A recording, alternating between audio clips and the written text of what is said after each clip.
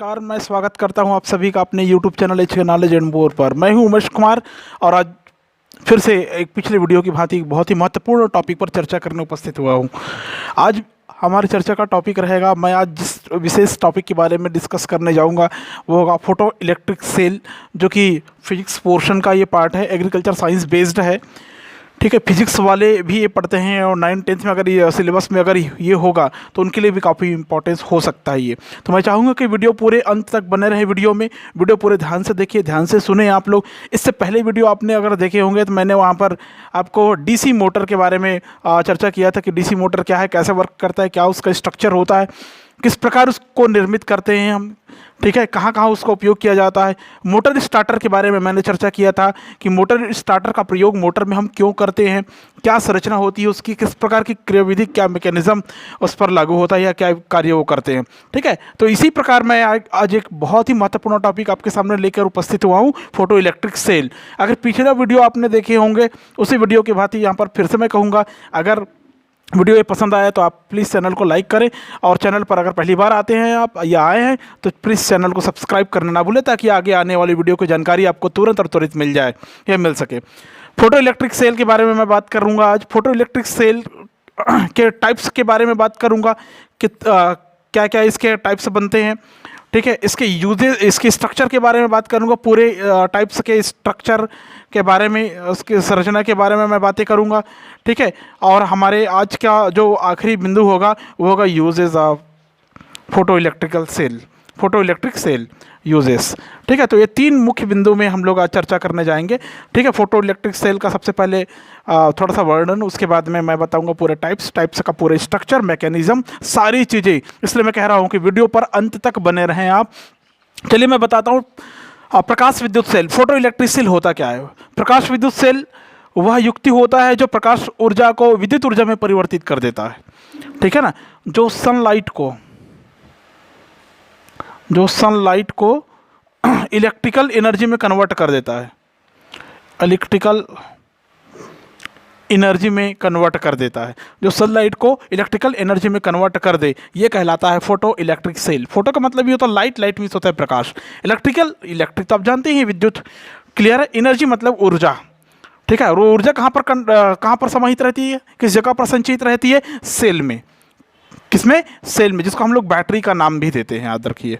ठीक है, तो सनलाइट को, सूर्य प्रकाश को या प्रकाश ऊर्जा को विद्युत ऊर्जा में परिवर्तित करने वाला उपकरण को ही हम प्रकाश विद्युत सेल कहते हैं।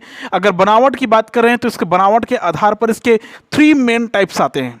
ठीक है, तो फर्स्ट टाइप्स मैं क्लियर कर रहा हूँ, टाइप्स क्लियर कर रहा हूँ आपको फर्स्ट टाइम में।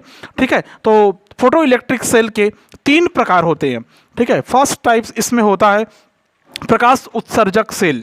क्या बोलते हैं इसको, फोटो इमर्सिव सेल, फोटो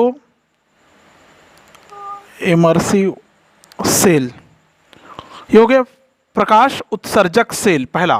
ठीक है, दूसरा इसमें टाइप्स होता है जिसको हम लोग बोलते हैं प्रकाश वोल्टी सेल, जिसको इंग्लिश में कहते हैं photovoltaic cell. and then last and then third point or third types of photo electric cell is a photo conductive cell।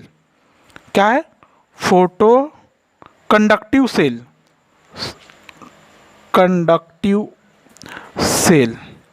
Photo conductive cell, clear है। तो ये हो गए इसके 3 टाइप्स, 3 प्रकार फोटो इलेक्ट्रिक सेल के। अब मैं एक एक टाइप्स का पूरा स्ट्रक्चर और उसके बाद में उसके मैकेनिज्म के बारे में चर्चा करूंगा। ठीक है, सबसे पहले मैं आ रहा हूं फोटो इमर्सिव सेल में, प्रकाश उत्सर्जक सेल में। वैसे प्रकाश उत्सर्जक सेल को फिर से 2 भागों में बांटा जाता है, जब वहां पर वैक्यूम फोटो इलेक्ट्रिक सेल हो, अर्थात निर्वात हो प्रकाश विद्युत सेल में, और दूसरा जब प्रकाश विद्युत सेल के अंदर गैस हो, मतलब गैस युक्त प्रकाश विद्युत सेल। ठीक है, gas filled photo electric cell, मतलब इसको फिर से हम 2 टाइप में यहाँ पर बांटेंगे। ठीक है, इसका पहला प्रकार मैं अभी चर्चा किया, पहले प्रकार का नाम मैंने लिया vacuum photo electric cell. Vacuum photo electric cell अर्थात निर्वात, वैक्यूम मतलब होता है निर्वात। ठीक है ना, निर्वात प्रकाश विद्युत सेल पहला। ठीक है, इसका जो सेकेंड होता है वो होता है जब यहाँ पर निर्वात है, वैक्यूम है, तो वहाँ पर गैस फील्ड क्या हो जाएगा, गैस फील्ड मतलब गैस युक्त, gas filled photo electric cell, gas filled photo electric cell, ये हो गया सेकेंड टाइप इसका, फोटो इमर्सिव सेल का। क्लियर है। अब फोटो इमर्सिव सेल के बाद में आता है, इसके पूरे टाइप्स का पूरा वर्णन कर देता हूं मैं। ठीक है, तो देखिए पहला टाइप्स में मैं जा रहा हूं, वैक्यूम फोटो इलेक्ट्रिक सेल में जा रहा हूं।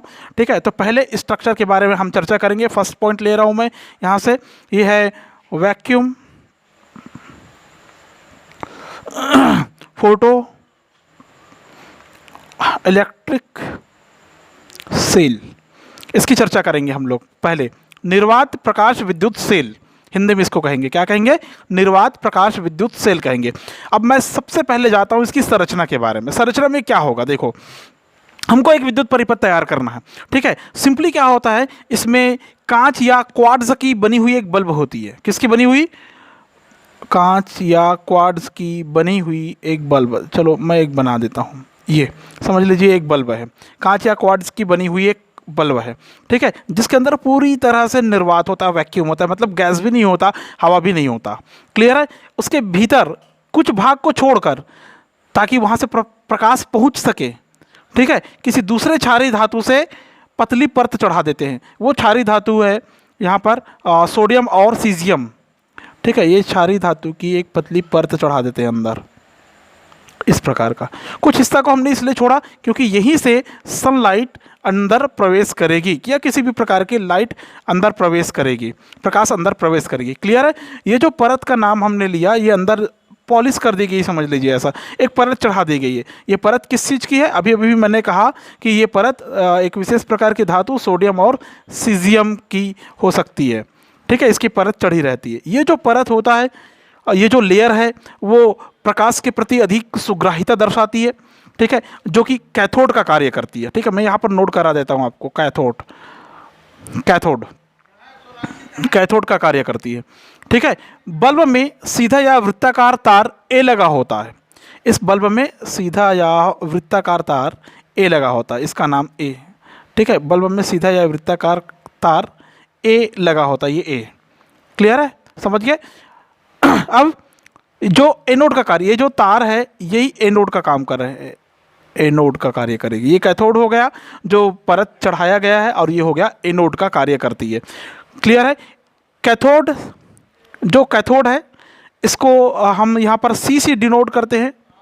ठीक है, और जो एनोड है उसको यहाँ पर ए से डिनोट किया गया, देखो ए, तो ये ए से डिनोट कर रहे हैं। क्लियर है, तार का नाम ए, तो समझ लीजिए वहाँ पर उस एनोड का नाम ए है। ठीक है, इसको हम बाह्य परिपथ से जोड़ते हैं। किससे जोड़ते हैं, बाह्य परिपथ से जोड़ देते हैं। चलिए एक परिपथ तैयार कर देते हैं।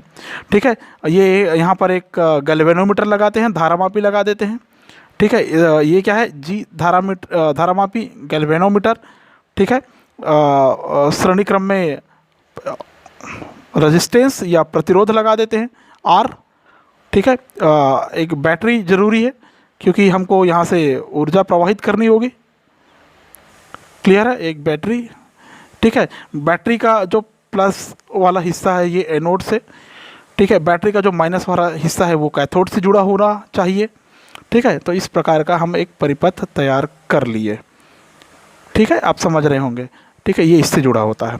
इसको देख के आपको समझ में आ रहा होगा, जो कैथोड का सिरा होता है वो बैटरी के ऋण सिरे से, और एनोड का जो सिरा है बैटरी के धन सिरे से जुड़ा होता है। श्रेणी क्रम में क्या क्या उपकरण लगे मैंने अभी चर्चा किया। यहाँ पर एक प्रतिरोध और गैल्वेनोमीटर, धारामापी लगा हुआ है। ये इसका हो गया कंप्लीट स्ट्रक्चर। मैं यहाँ पर एक हेडिंग दे देता हूँ, साइड हेडिंग आपकी जानकारी के लिए, स्ट्रक्चर, संरचना। ठीक है, किसका, वैक्यूम फोटो इलेक्ट्रिक सेल की संरचना बनाया। ठीक है, अब मैं बात करता हूँ इसके मैकेनिज्म की। ठीक है, किस प्रकार ये कार्य करेगी, मैकेनिज्म आते हैं मैकेनिज्म में। तो मैकेनिज्म क्या है, देखिए सबसे पहले हम क्या करते हैं, एनोड ए, ये जो एनोड ए है, ठीक है, और कैथोड सी के मध्य, कैथोड सी, ये परत जो है ना कैथोड है ना सी, कैथोड सी के मध्य एक बैटरी। ठीक है, बैटरी का नाम बी, यहाँ पर बी बैटरी। ठीक है, प्रतिरोध आर। और धारामापी सुग्राही धारामापी हमने जोड़ा है जी गैल्वेनोमीटर। ठीक है, अब क्या करेंगे, मैंने शुरू में चर्चा कर दिया था कि एनोड का जो हिस्सा होता है उसको बैटरी के धन सिरे से, बैटरी का धन सिरा एनोड के ए से जुड़ा होता है और कैथोड सी ये ऋण सिरे से जुड़ा हुआ रहता है। क्लियर है? ठीक है, जब प्रकाश किरणें कैथोड अर्थात सी पर आपतित होती है, प्रकाश किरणें यहाँ से आती है, यहाँ पर केवल कांच की एक परत है। किसके बनी हुई कांच? मैंने बताया था साधारण कांच की या क्वार्ट्ज का बना हुआ एक बल्ब है पूरा, लेकिन यहाँ पर पारदर्शी है जिसके कारण प्रकाश अंदर प्रवेश करेगी। यहाँ से अंदर प्रवेश करने के कारण क्या होगा, प्रकाश अंदर जाएगी, अंदर जाएगी तो क्या होगा, ये जो परत है सोडियम और सीजियम की जो कैथोड की भांति कार्य कर रहा है, मतलब एक परत चढ़ी हुई है, प्रकाश के प्रति सुग्राही है, तो पहले ही बताया था। ठीक है, प्रकाश के प्रति सुग्राही जो कि कैथोड का कार्य करती है। तो जब ये सी पर आपतित होती है, हम ऐसा कहेंगे क्योंकि अंदर परत प्रकाश सुग्राही है और सी पर आपतित होती है, इसका नाम क्या है, सी पर आपतित होती है। जब सी पर आपतित होती है तो प्रकाश विद्युत प्रभाव से उसमें इलेक्ट्रॉन निकलने लगते हैं, उसमें प्रकाश विद्युत प्रभाव के कारण इसमें से इलेक्ट्रॉन निकलने लगता है। ठीक है, चूंकि हमको पता होना चाहिए कि जो एनोड ए धनात्मक विभव पर होता है, ये जो एनोड ए है धनात्मक विभव पर है, देख सकते हैं बैटरी के धन सिरे से जुड़ा हुआ है, धनात्मक विभव पर है। ठीक है, अतः इस बाह्य परिपथ में प्रकाश विद्युत धारा बहने लगती है। कैसे धारा बहने लगती है, प्रकाश विद्युत धारा बहने लगती है। ये धारा जो होती है काफ़ी कमज़ोर होती है, एम्पलीफायर की सहायता से इसमें धारा के मान को आप बढ़ा सकते हैं और धारा के मान को बढ़ाकर आप दूसरे कार्यों में इसका उपयोग कर सकते हैं। हमको ये ध्यान रखना पड़ता है कि एनोड को यदि ऋणात्मक विभव पर रखा जाए तो इलेक्ट्रॉन उसकी ओर आकर्षित नहीं होगा। एनोड को हम अगर यहाँ पर ऋणात्मक विभव पर रखें, मतलब एनोड को हम बैटरी के ऋण सिरे से जोड़े, तो यहाँ पर धारा मतलब इलेक्ट्रॉन इसकी ओर आकर्षित नहीं होंगे। जब इसकी ओर आकर्षित नहीं होगी तो परिपथ में प्रकाश विद्युत धारा प्रवाहित नहीं होगी। ये ध्यान में रखने वाली बहुत बड़ी बात है आपके लिए, ध्यान रखेंगे। मतलब हमेशा एनोड का जो धनात्मक विभव है ये बैटरी के धन सिरे से होना चाहिए, अर्थात धनात्मक विभव पर होना चाहिए कि एनोड, तभी जो इलेक्ट्रॉन पुंज निकल रहा है वो क्या होगा, गति करेगा, मतलब इसमें प्रवाहित होना शुरू हो जाएगा, परिपथ में बहना शुरू हो जाएगी, वहाँ से इलेक्ट्रॉन निकलता है। ठीक है, धनात्मक विभव पर होता है, इलेक्ट्रॉन उसकी ओर आकर्षित होता है। यहाँ से इलेक्ट्रॉन निकला, इस धनात्मक विभव पर होने के कारण इसकी तरफ आकर्षित होता है। फलस्वरूप यहाँ पर परिपथ में एक धारा बहने शुरू हो जाती है। क्या बहना शुरू हो जाता है, परिपथ में धारा बहना शुरू हो जाता है। अब मैं ऐसे एरो लगा देता हूँ आपकी जानकारी के लिए, ये ऐसा इस प्रकार से धारा बहना शुरू हो जाता है। सॉरी, समझ में आ गया? ये हो गया वैक्यूम फोटो इलेक्ट्रिक सेल। अब मैं बात कर रहा हूँ इसके सेकेंड टॉपिक के बारे में। सेकेंड जो इसका टाइप्स था, इसका सेकेंड टाइप था gas filled photo electric cell. तो गैस फील्ड को मैं इसी से आपको क्लियर करने जा रहा हूँ, ध्यान रखना। ठीक है, इसके लिए मैं अलग से आपको बना के नहीं बता रहा हूँ, मैं इसी में इसको क्लियर करूँगा, लेकिन नोट जरूर करा देता हूँ आपकी जानकारी के लिए, आपकी फ्यूचर के लिए। Gas filled photo electric cell,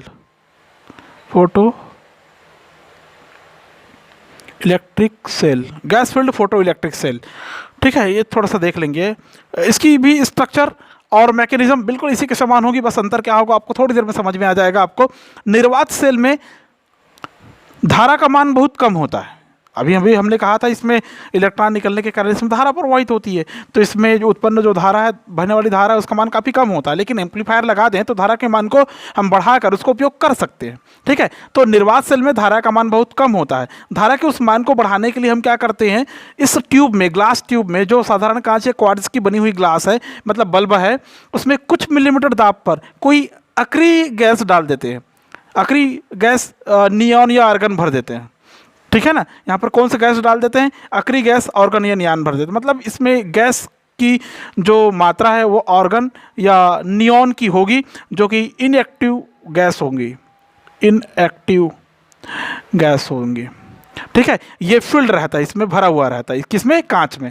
clear है? अब इसमें जब हमने वो गैस भर दिया तब क्या होगा, एनोड का विभव बढ़ाया जाता है तो उत्सर्जित इलेक्ट्रॉनों का वेग भी बढ़ने लगता है। एनोड का विभव बढ़ाया जाता है। एनोड किसको बोला गया है, ये वाले को। एनोड का विभव जब बढ़ाते हैं यहाँ पर तो उत्सर्जित इलेक्ट्रॉनों का वेग भी बढ़ने लगता है। ये त्वरित इलेक्ट्रॉन गैस को आयनित कर देता है। यहाँ पर जो गैस रहता है, त्वरित निकलने वाले जो इलेक्ट्रॉन है वो उसको आयनित कर देगा। आयनित करने से धारा का मान बढ़ जाता है। इस प्रकार गैस युक्त जो प्रकाश विद्युत सेल है, निर्वात सेल की अपेक्षा ज़्यादा धारा प्राप्त कर सकते हैं आप। क्लियर है? तो ये ज़्यादा विशेष यही है कि इसमें कौन सी गैस प्रयुक्त की जाती है, इनएक्टिव निष्क्रिय गैस, अक्रिय गैस, आर्गन और नियॉन नामक गैस भर दी जाती है। ठीक है, कारण ये है कि जब वहाँ पर इलेक्ट्रॉन का एक एनोड का विभव जब हम बढ़ा देते हैं तो उत्सर्जित इलेक्ट्रॉनों का वेग भी बढ़ जाता है, जिसके कारण वो इलेक्ट्रॉन जो होता है वो गैस को आयनित कर देता है, यहाँ पर भरे हुए गैस को आयनित करेगा। ठीक है, गैस को आयनित करने के कारण धारा का मान बढ़ जाएगा। क्लियर है, आप समझ गए होंगे gas filled photo electric cell. अब मैं बात करता हूँ सेकेंड टाइप इसके फोटोवोल्टिक सेल के बारे में। फोटोवोल्टिक सेल इसी ऐसी ही ये भी एक सेल है, लेकिन इसकी युक्ति, इसका सिस्टम थोड़ा सा अलग है। तो प्रकाश वोल्टी सेल प्रकाश फोटो सेल से किन किन बातों में डिफरेंट है ये देखिए अभी आप। ठीक है, मैं इसको यहाँ से ऐसे ब्लॉक कर देता हूँ। ठीक है, अब जो बनाएंगे फोटोवोल्टिक सेल के लिए बनाएंगे। ठीक है, तो इसमें क्या करते हैं हम, तांबे की एक प्लेट पर क्यूप्रस ऑक्साइड की एक पतली परत चढ़ा देते हैं। किसकी प्लेट पर? तांबे की प्लेट पर क्यूप्रस ऑक्साइड की एक पतली परत चढ़ा देते हैं। चलिए बना देते हैं। हमने बनाया एक तांबे की प्लेट। किसकी प्लेट? मान लो ये तांबे की प्लेट है। ठीक है ना, किसकी प्लेट है ये? तांबे की प्लेट है।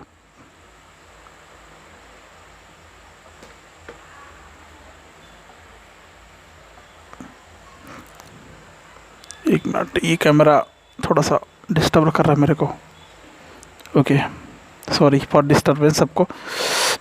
हाँ देखिए, तांबे की एक जो प्लेट है, इस तांबे की प्लेट पर हम किसकी परत चढ़ाते हैं? क्यूप्रस ऑक्साइड की। किसकी परत चढ़ाते हैं? क्यूप्रस ऑक्साइड की। ये मैं इसको कैसे फिल करूं? मेरे पास और कोई दूसरा मटेरियल इसमें उपलब्ध नहीं है। है मिल गया। ये मेरे को मिला एक पेंसिल, ये देखिए।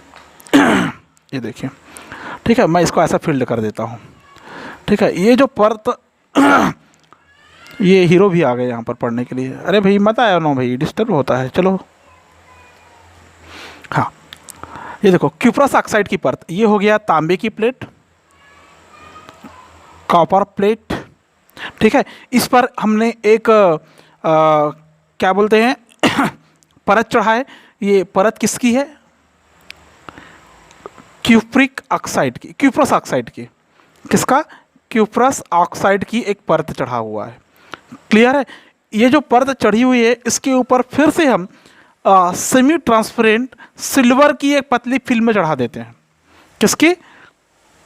सिल्वर की, सेमी ट्रांसपेरेंट मतलब अर्ध पारदर्शी प्रकार की सिल्वर की एक फिल्म चढ़ा देते हैं। ठीक है, सिल्वर फिल्म,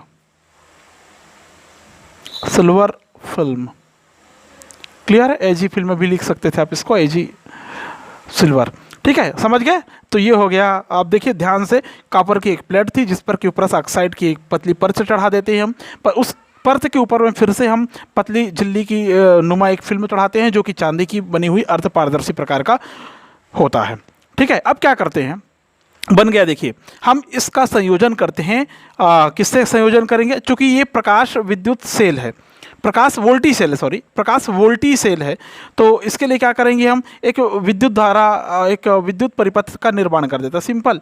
ठीक है, तो इसको मैं बाद में बताऊंगा, लेकिन ये समझिए, जब इस चांदी के प्लेट पर मतलब चांदी की फिल्म पर लाइट पड़ती है, फोटोवोल्टिक सेल था ना, तो प्रकाश जब पड़ती है तो चांदी की फिल्म में जब प्रकाश पड़ती है तो चांदी की फिल्म को भेद कर क्यूप्रस ऑक्साइड की परत पर पड़ती है। ठीक है ना, क्यूप्रस ऑक्साइड की चांदी को पार करके क्यूप्रस ऑक्साइड चांदी को इसलिए पार करती है क्योंकि ये अपारदर्शी है। कैसा है? पारदर्शी, ट्रांसपेरेंट है। तो चांदी की फिल्म को पार करेगी प्रकाश और सीधे कहाँ पर टकराएगी? क्यूप्रस ऑक्साइड को टकराएगी। जब क्यूप्रस ऑक्साइड में पड़ेगी तो इससे इलेक्ट्रॉन उत्सर्जित होने लगते हैं, इससे इलेक्ट्रॉन निकलने लगते हैं। याद रखना, क्या निकलने लगते हैं? इलेक्ट्रॉन निकलने लगते हैं। ये इलेक्ट्रॉन चांदी की फिल्म की ओर चलने लगता है। ये यहाँ से जो इलेक्ट्रॉन निकलेगा, कहाँ से? यहाँ से, वो चांदी की फिल्म की ओर चलेगा। चांदी की फिल्म की ओर चलने लगते हैं जिससे क्यूप्रस ऑक्साइड की परत धनावेशित, देखो समझिए इसको, क्यूप्रस ऑक्साइड की परत धनावेशित और चांदी की फिल्म ऋणावेशित हो जाती है। जहाँ से निकल रहा है वो धनावेशित होगा और जहाँ जा रही है, जिस ओर जा रही है, वो ऋणावेशित होगा। क्लियर है? मतलब यहाँ पर एक सिंपली एक विद्युत परिपथ का निर्माण हो ही गया। क्यूप्रस ऑक्साइड से इलेक्ट्रॉन निकला, इलेक्ट्रॉन निकल कर कहाँ जा रही है? चांदी की परत की तरफ जा रही है, जहाँ से निकली वो धनात्मक, जिधर जा रही है वो ऋणात्मक। तो धनात्मक क्या है, क्यूप्रस ऑक्साइड, और ऋणात्मक क्या है, चांदी की फिल्म। ठीक है, ठीक है। इसके फलस्वरूप क्या होता है, दोनों के बीच में विभवांतर उत्पन्न हो जाता है और बाह्य परिपथ में प्रकाश विद्युत धारा बहने लगती है। दोनों के बीच में विभवांतर उत्पन्न होने के कारण, ठीक है, मान लो हमने ऐसा एक क्या बोलते हैं इसको, परिपथ बना दिया, ये क्या बोलते हैं इसको, बताने की जरूरत नहीं पड़नी चाहिए, आर, परिपथ, प्रतिरोध, परिपथ का प्रतिरोध है। ठीक है, ये आर लगाते हैं यहाँ पर, और ये इस प्रकार इस दिशा में ऐसा गति करती है। तो ये हो गया, यहाँ से निकली इलेक्ट्रॉन और फलस्वरूप परिपथ में इस प्रकार से धारा बहना शुरू कर दिया। क्लियर है, आप देख के समझ सकते हैं कि कहाँ से निकल रही है चार्ज, क्यूप्रस ऑक्साइड से निकल रही है, तो ये धनावेशित हुआ। सिल्वर की जो प्लेट है, जो फिल्म है, वो ऋणावेशित हुआ, मतलब ऐसे धारा बहना शुरू कर देता है।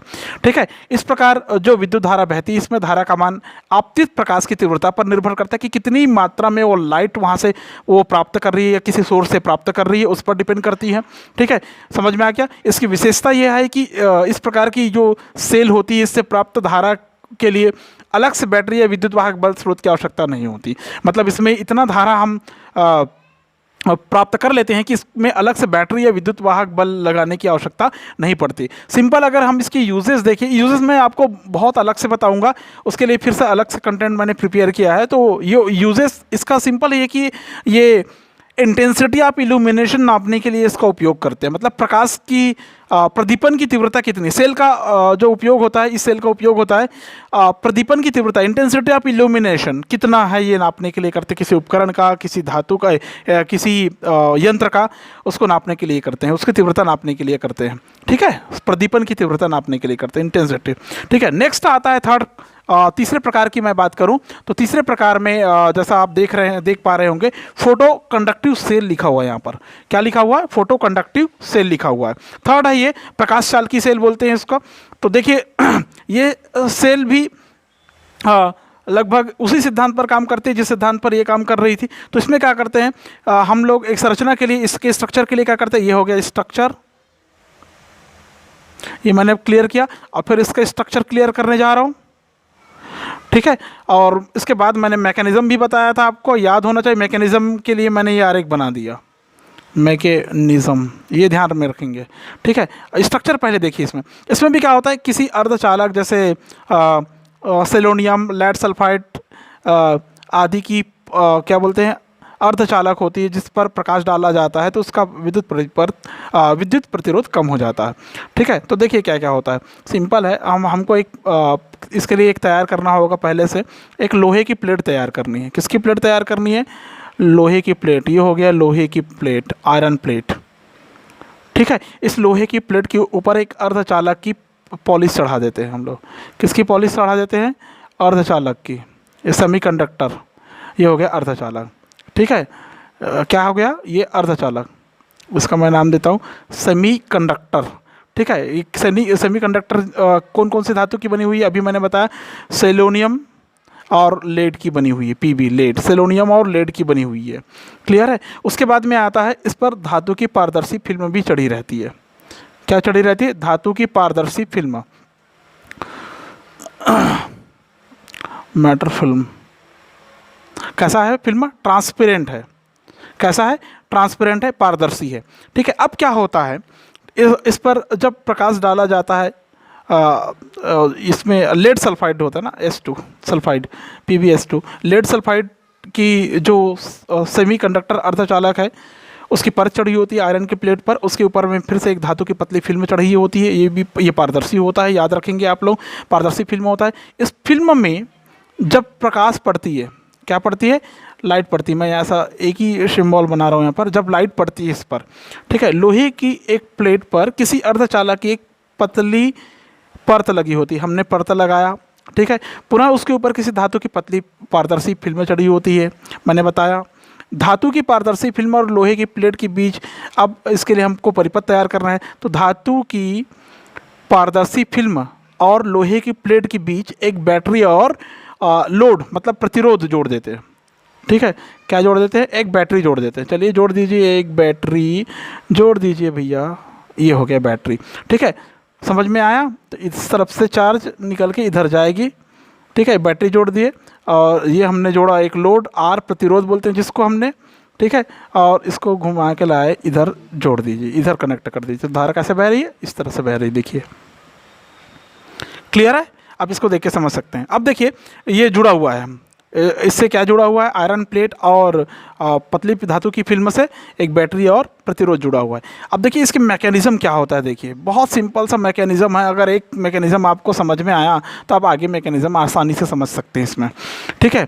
मैकेनिज्म की बात करूं तो जैसे ही प्रकाश किरणें इस धातु की पारदर्शी प्लेट पर पड़ती है, पारदर्शी होने के कारण वहाँ से अंदर प्रवेश करती है, सेमीकंडक्टर सेलेनियम और लेड सल्फाइड की परत पर आपतित होती है, तो इसका विद्युत प्रतिरोध कम हो जाता है। क्या हो जाता है, विद्युत प्रतिरोध कम हो जाता है, जिसके कारण बाह्य परिपथ में विद्युत धारा बहने लगते हैं। इसका विद्युत प्रतिरोध कम होने के कारण बाह्य परिपथ में विद्युत धारा का मान बाह्य परिपथ में विद्युत धारा बहने लगती है, जिसका मान आपतित प्रकाश की तीव्रता पर निर्भर करता है कि कितनी मात्रा में प्रकाश आ रही है, उसकी तीव्रता ही ये डिसाइड करेगी कि कितनी मात्रा में धारा बहेगी, ठीक है। इसमें सबसे बड़ा शॉर्टकमिंग या कोई दोष होगा तो वो ये है कि इस सेल में आपतित प्रकाश और विद्युत धारा के बीच टाइम लेग रहती है, समय पश्चाता रहती है, अतः इस सेल का उपयोग बहुत कम होता है, काफ़ी समय ले लेता है, ऐसा कहने का मतलब है इसमें, ठीक है। तो ये हो गया फोटो कंडक्टिव सेल। तो ये उम्मीद करता हूँ कि पूरे कंटेंट आपको क्लियरली समझ में आया होगा। फिजिक्स का पोर्शन है, ये आपका बहुत इंपॉर्टेंस रखता है एग्ज़ाम के दृष्टिकोण से। यहाँ से एग्ज़ाम में कई बार 4 से 5 नंबर में सवाल पूछा गया है इस टॉपिक से। अब क्या आएगा इस समय ये मैं नहीं जानता अगर एग्ज़ाम हुआ तो, लेकिन इम्पोर्टेंस रखता है, ये जान लीजिए आप लोग, ठीक है। अब मैंने ये हो गई स्ट्रक्चर पूरा कंप्लीट। उसके बाद मैं बात किया था यूजेस के बारे में भी चर्चा करूँगा, तो यूजेस देख लीजिए फटाफट आप लोग, ठीक है। तो उसके लिए uses of photo electric cell ऐसा बोलते हैं, uses of photo electric cell. क्या क्या उपयोग है, कहाँ कहाँ पर इसके उपयोग है, देखिए फटाफट फास्ट मूवमेंट में। फर्स्ट, चोर घंटी के रूप में, ये तो सभी जानते होंगे भैया, ठीक है नहीं, चोर घंटी सभी ने देखी होंगे, ठीक है। इसकी स्ट्रक्चर मैं फटाक से बना देता हूँ आपके लिए, ठीक है। आपने चोर घंटी देखी होंगे ना, तो मैं बता देता हूँ चोर घंटी कैसे काम करता है। ये एक कांच या क्वार्ट्ज की बनी हुई एक बल्ब होता है, इस पर एक पतली परत चढ़ी होती है किसी अर्धचालक की, ठीक है ना। ये जो होता है कैथोड के समान काम करता है। इसके अंदर सेम वो पहला वाला पढ़े थे, याद होगा ये वाला, बस सेम ऐसी संरचना इसकी होती है, ठीक है। यहाँ पर हम एक तार लगाते हैं, ठीक है। ये जो तार होता है एनोड के समान काम करता है, ठीक है। यहाँ से प्रकाश अंदर जाती है, अंदर की जो आवरण है, परत है, प्रकाश सुग्राही होने के कारण उसको क्या करती है, एक्सेप्ट करती है। और यहाँ पर हम लगा के रखते हैं एक बैटरी, ठीक है, एक बैटरी लगा के रखते हैं, क्लियर है। ये हो गया आपका एक बैटरी, ये माइनस, ठीक है, इस प्रकार का, क्लियर है, समझ रहे हैं हम। यहाँ पर इस तार से एक रेक्टिफायर, क्या बोलते हैं इसको, प्रतिरोध जोड़ देते हैं, आर जोड़ देते हैं, ठीक है। इधर एक एम्पलीफायर लगा होता है, यहाँ पर क्या लगा होता है, एम्पलीफायर लगा होता है। एम्पलीफायर के एक सिरे इस प्रकार से, दूसरे सिरे इस प्रकार से, एम्पलीफायर के 2 पॉइंट से केबल निकला हुआ रहता है, ठीक है। ये देखते जाइए, मैं फटाफट बना देता हूँ आपके लिए। यहाँ पर एक रिले होता है, ठीक है, रिले का क्रोड के बोलते हैं इसको, इसका नाम दिया गया है रिले। एक रिले से ये पॉइंट होता है, ये जुड़ा हुआ रहता है, ठीक है, समझ में आ गया। ये जो रिले होता है, नीचे लोहे की एक गर्म प्लेट लगी होती है, पट्टी, इसी के नीचे एक गर्म प्लेट लगी होती है, यहीं पर लोहे की एक पट्टी, इसको बोलते हैं एस नाम दिया गया है, ठीक है। और नीचे की तरफ भी एक सेल लगा होता है, इसके लिए ये अलग उपकरण होता है इसलिए, ठीक है। और ये होता है रिले, ये रिले का कौन सा भाग था, क्रोड, ठीक है। और यहाँ पर लगा होता है इलेक्ट्रिक बल्ब इंडिकेटर के रूप में, ये हो गया, देखिए चोर घंटी, ये हो गया चोर घंटी, ठीक है। तो बेल बोल सकते हैं आप इसको। चोर घंटी प्रकाश विद्युत सेल का विद्युत परिपथ जैसे ही होता है, बिल्कुल सेम होता है। इसमें कैथोड सी के ऊपर किरणें जब आपतित होती है तो उसमें से इलेक्ट्रॉन निकलती है, इलेक्ट्रॉन उत्सर्जित होने लगती है, चूँकि एनोड ए धनात्मक विभव पर होता है। इसके जैसे ही सेम एनोड ए धनात्मक विभव पर होता है, धनात्मक विभव पर है, देख लीजिए सेम, मैंने कहा था कि इसी के जैसे है, सेम धनात्मक विभव पर होता है। इलेक्ट्रॉन इसकी ओर आकर्षित होते हैं, जिससे बाह्य परिपथ में धारा बहने लगती है। इसे प्रवर्धक की सहायता से और ज़्यादा, एम्पलीफायर की सहायता से और ज़्यादा बढ़ा लेते हैं, ठीक है, प्रवर्धित कर लेते हैं, और प्रवर्धित होने के बाद इसको रिले को देते हैं, ठीक है, जिससे रिले का क्रोड के चुंबकित हो जाता है। रिले को देते हैं जिससे उसका क्रोड है उस इलेक्ट्रॉन की सहायता से, उस धारा की सहायता से वो क्या हो जाता है, चुंबकित हो जाता है, मैग्नीफाइड हो जाता है, जिसके कारण लोहे गर्म हो जाते हैं। यहाँ पर की जो पट्टी है वो गर्म हो जाती है और इस पट्टी को अपनी तरफ ये आकर्षित करती है, लोहे की पट्टी को अपनी तरफ आकर्षित करती है, ठीक है। फलस्वरूप विद्युत घंटी का परिपथ पूर्ण नहीं हो पाता। समझ में है ना, फलस्वरूप विद्युत घंटी का परिपथ पूर्ण नहीं होता। जब चोर अदृश्य किरणों को काटता हुआ, जब चोर यहाँ से प्रवेश करेगा, थीफ, कितना बड़ा सा थीफ है देखो, चोर यहाँ से प्रवेश करेगा, ये प्रकाश किरण इधर किसी स्रोत से आ रही है, समझ लीजिए मैं यहाँ पर एक स्रोत बना देता हूँ, ठीक है, ये सोर्स यहाँ से आ रही प्रकाश किरण है, ठीक है, इस जगह से निकल के प्रकाश किरण आ रही है, और यहाँ पर चोर जैसे ही आया तो चोर के प्रवेश करने के कारण, चूंकि किरणें अदृश्य है तो उसको दिखेगा नहीं, उसको काटता हुआ जब प्रवेश करेगा तो प्रकाश विद्युत सेल में विद्युत धारा नहीं होगी, प्रकाश विद्युत सेल में विद्युत धारा नहीं बहेगी। अब क्या होगा, जब प्रकाश विद्युत सेल में विद्युत धारा नहीं बहेगी तो रिले का जो क्रेड है, के का चुंबकत्व समाप्त हो जाएगा। जैसे ही चुंबकत्व समाप्त हो जाएगा, जो यहाँ पर पट्टी लगी हुई है, एस पट्टी, पतली पट्टी प्लेट जैसे संरचना होती है, यहाँ पर स्प्रिंग में फिट रहता है, यहाँ पर स्प्रिंग से सेट रहता है। किससे सेट रहता है, स्प्रिंग से ये सेट रहता है, फिक्स्ड रहता है, ठीक है। स्प्रिंग के कारण के से अलग होकर आर रिले, मतलब के से अलग होकर एल के संपर्क में आ जाती है। ये वाला जो हिस्सा है इसको एल कहा गया है, एल मान लेते हैं, एल के संपर्क में आती है, यहाँ पर टच हो जाती है, जिसके कारण अब इसका परिपथ पूर्ण हो जाता है। देखिए अब इसका परिपथ पूर्ण हो गया, ठीक है। परिपथ पूर्ण होने के कारण जो इलेक्ट्रिक बेल है, इलेक्ट्रिक बेल ये शोर करना शुरू कर देता है, ये साउंड करना शुरू कर देता है। क्लियर, पता चल जाता है कि कोई आया हुआ है, समझ गए टिप बेल, ठीक है। इसके बाद और बहुत सारी यूजेस है, जैसे सेकंड नंबर का यूजेस देख सकते हैं आप, टेलीविज़न जानते होंगे, पेपर में ये संरचना कई बार पूछा गया, ये VVIMP है, याद रखिए, ये जो स्ट्रक्चर है ना VVIMP है, वेरी इंपॉर्टेंट है, इसको अच्छे से तैयार कर लीजिए। इसको पेपर में कई बार पूछा गया पहले भी, और पता नहीं और आगे पूछा जाए। टेलीविज़न में प्रकाश विद्युत सेल का उपयोग होता है। इस सेल की सहायता से किसी वस्तु से चलने वाले प्रकाश को विद्युत धारा के रूप में परिवर्तित किया जाता है, और उसके बाद उससे विद्युत चुंबकीय तरंग उत्पन्न होता है, जिसके कारण मतलब उसमें परिवर्तन होता है और वाहक तरंग को दूर दूर भेजा जाता है। जो टेलीविज़न का जो रिसीवर होता है वो उन तरंगों को पुनः प्रकाश के रूप में परिवर्तित कर देती है, जिससे वस्तु दिखाई देने लगती है, ठीक है, समझ में आया। और प्रेषक जो होता है ना, प्रेषक भेजने वाला, प्रकाश विद्युत सेल का उपयोग होता है उसमें, ठीक है। वहाँ से क्या निकलती है, प्रकाश विद्युत धारा के रूप में प्रवाहित होती है। विद्युत धारा विद्युत चुंबक में का रूप ले लेती है, विभिन्न सिस्टम के माध्यम से विद्युत चुंबकीय तरंग को दूर दूर तक भेजा जाता है, और टेलीविज़न में जो रिसीवर लगा होता है, जो सेंसर लगा होता है, उसको कैच करता है, कैच करने के कारण फिर से वो प्रकाश में परिवर्तित होती है और आपको टीवी पर वस्तु दिखाई देती है, ठीक है, समझ में आ गया। टेलीविज़न में थर्ड, सिनेमा में आपने देखे होंगे, सिनेमा में ध्वनि पुनरुत्पादन में सिनेमा थिएटर में, सिनेमा में ध्वनि पुनरुत्पादन में फिल्म के किनारे पर ध्वनि पट्टी अंकित रहती है, आप देखे होंगे, फिल्म के किनारे पर ऐसा ध्वनि पट्टी अंकित रहती है, देखना पट्टी बनी हुई रहती है, जैसे ये एक स्क्रीन है तो यहाँ पर ऐसे ब्लैक पट्टी रहेगी, आपने देखे होंगे, ठीक है, ध्वनि पट्टी कहलाता है, ठीक है। ध्वनि पट्टी का कालापन ध्वनि के फ्लक्चुएशन के अनुसार परिवर्तित होती रहती है। जब ध्वनि पट्टी में होकर फोटो सेल पर प्रकाश डाला जाता है तो कैथोड पर परिवर्तित तीव्रता का प्रकाश पड़ता है, जिससे सेल के परिपथ में परिवर्तित धारा उत्पन्न हो जाती है। एम्पलीफायर की सहायता से आप उसको और प्रवर्धित करके लाउड स्पीकर को देते हैं, जिससे फिल्म में इनकी ध्वनि सुनाई देती है। मतलब ये ध्वनि का पुनरुत्पादक क्षेत्र है जो कि प्रकाश विद्युत सेल से संचालित होती है।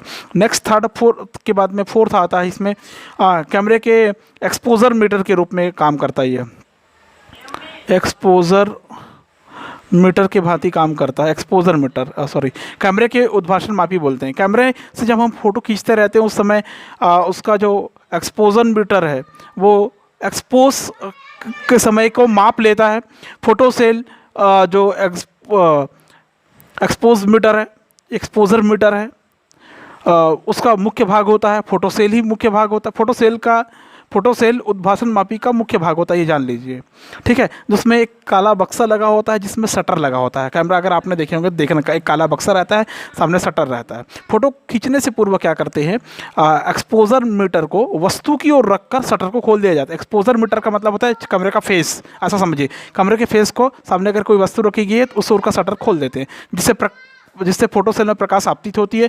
फोटोसेल परिपथ में लगे धारामापी का पाठ करके उद्भासन के समय को ठीक ठीक संबंधित कर दिया जाता है। कहने का मतलब कैमरा से आसानी से वो सारे जब प्रकाश अंदर प्रवेश करती है फोटोग्राफिक प्लेट पर, उसका इमेज बन जाता है। ठीक है, नेक्स्ट की अगर मैं बात करूँ सड़क की बत्तियों के स्वचालित स्विच के रूप में। ठीक है, ऑटोमेटिक स्विच, ऑटोमेटिक स्विच। अब ऑटोमेटिक स्विच कैसे काम करेगा ये तो इससे समझ में आ ही गया होगा, आपको यहाँ पर बताने की ज़रूरत नहीं, बस जान लीजिए कि कैसे उपयोग होता है। ठीक है, आपको फिर भी मैं एक बार बोल देता हूँ। फोटो सेल पर जब प्रकाश नहीं पड़ता तो प्रकाश विद्युत धारा रुक जाती है। जब धारा रुकती है तो उसी तथ्य का उपयोग करके फोटो सेल को ऑटोमेटिक स्विच के रूप में उपयोग लाया जा सकता है। सूर्य से प्रकाश पड़ते ही बत्तियाँ बुझ जाएंगी और सूर्य के छिपते ही जलने लगती हैं। ठीक है, क्योंकि जब सूर्य का प्रकाश नहीं पड़ेगा तो प्रकाश विद्युत धारा रुक जाएगी। विद्युत धारा रुक जाएगी का मतलब वहाँ से प्रकाश निकलना शुरू हो जाएगी। ठीक है, सूर्य से प्रकाश पड़ते ही बत्तियाँ बुझ जाएंगी और सूर्य के छिपते ही वो जलने लगती है। ठीक है, इसमें और नेक्स्ट आता है जैसे फायर सब वालों को देखते हो, उनका जो अग्निशामक घंटी है, सेफ्टी फायर के लिए उसमें बेल लगातार बजते रहती है, आपने देखे होंगे, अग्निसूचक घंटी के रूप में। प्रकाश विद्युत गणित्र के रूप में इसका उपयोग किया जाता है। तो उम्मीद करता हूँ कि आपको ये चीज़ें समझ में आई होगी, अच्छे से समझ में आया होगा। अगर वीडियो पसंद आया तो वीडियो को प्लीज़ लाइक करें, शेयर करें उन सबको जिनको इन सब की ज़रूरत है। और चैनल पर अगर आज पहली बार आ रहे हैं तो प्लीज़ चैनल को सब्सक्राइब करना ना भूलें। आज की वीडियो में बस इतना ही, नेक्स्ट वीडियो फिर से लेके आऊँगा, तब तक के लिए सबको थैंक यू सो मच।